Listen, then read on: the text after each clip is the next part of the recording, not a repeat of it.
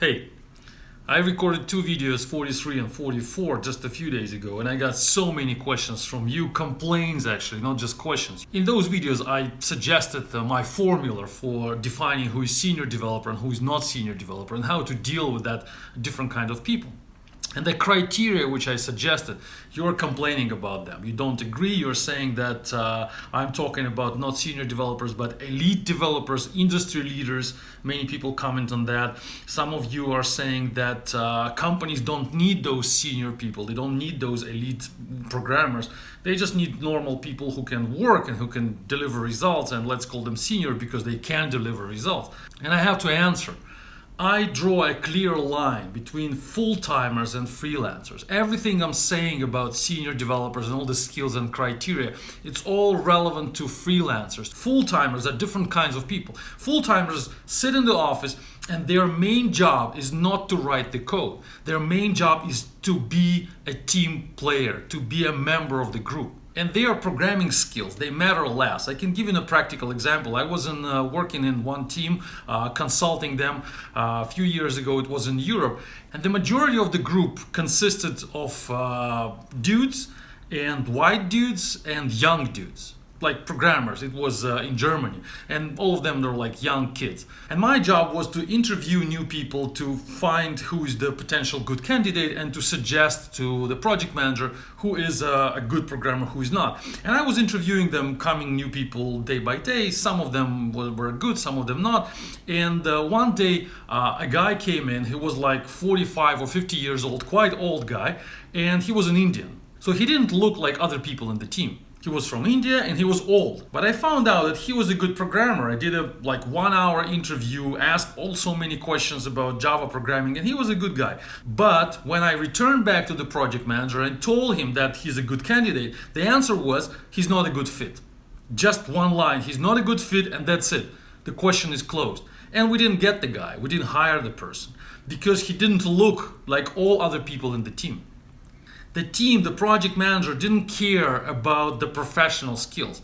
The project manager cared about how that person will be a good fit for the entire team, because the manager cares more about keeping the team together, keeping the group together, and making sure the team is calm, stable, safe, no conflicts, no aggression, no discrimination. That's what they care about, traditional full-time managers. I'm sure you see that in your teams as well. And that's why the dude from India, no matter how good he was not a good fit. I can give you another example. I was talking to somebody just a few months ago. Somebody wanted to talk to me about software development. They were planning to create a new development center in Moscow. So they found me and they were asking me whether I can help them somehow. And we started talking. And I was asking them, what are your goals? What do you want to achieve? And what are the objectives? What are the requirements? And they told me that requirements are, we have $1 million for the next year and we want to build a team of 20 programmers. I was asking what exactly needs to be developed. Can we do it somehow in more specific budget, and what are the requirements? And the answer was, no requirements, we just need a team. We need 20 people. That's their objective. They got the money from investors, they got $1 million, they need 20 people.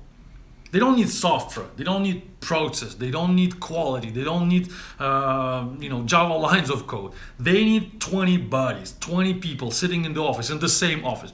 I was asking them, do you really need to keep them all together in one office? Maybe we can find somebody not in Moscow. Moscow is an expensive place. Maybe it could be something else, maybe India, I don't know. And the answer was no, we want 20 people in Moscow in one office. That's where you need full-timers. For those kind of people, of course my criteria will not fit. Of course we should not talk about GitHub contributors, Stack Overflow fans, or conference speakers. Nobody would need them. They need full-timers. They need office slaves. They need people in the office to look like a team. That's the objective, to look like a team.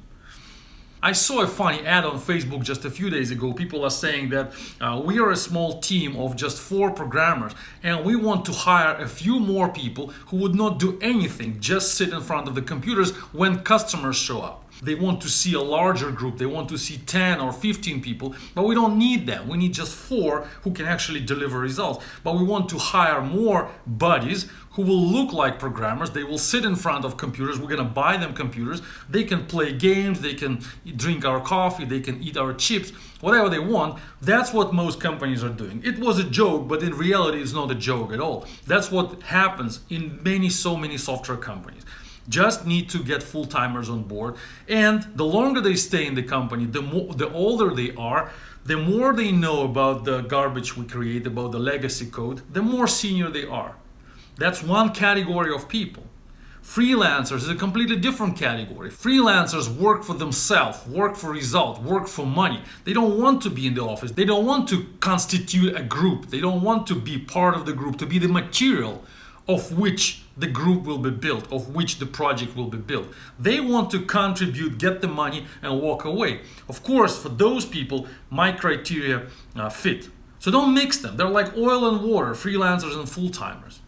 That's my answer. So all of your complaints are about full-timers. You are most likely full-timers. That's why you complain, telling me that we work for a good salary. That's why I'm a good developer. That's why I'm senior. Yes, you are, but you're a full-timer. Your main objective is to be on the office, not to work with the code, not to contribute. Sorry about that. That's all. Thanks for listening. Stay tuned. Bye-bye.